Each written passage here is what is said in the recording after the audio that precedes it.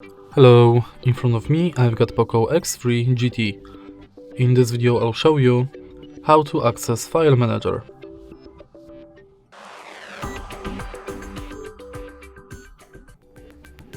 As you can see right now, we've got the File Manager app on the screen, but also you can select it from the app drawer. Here is the File Manager provided by POCO, and here is provided by Google. Firstly, let's select this one, which is originally installed on the phone.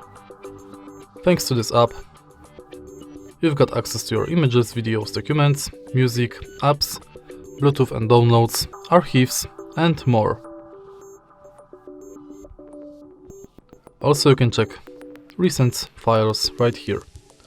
Then, you can clean junk files from the smartphone.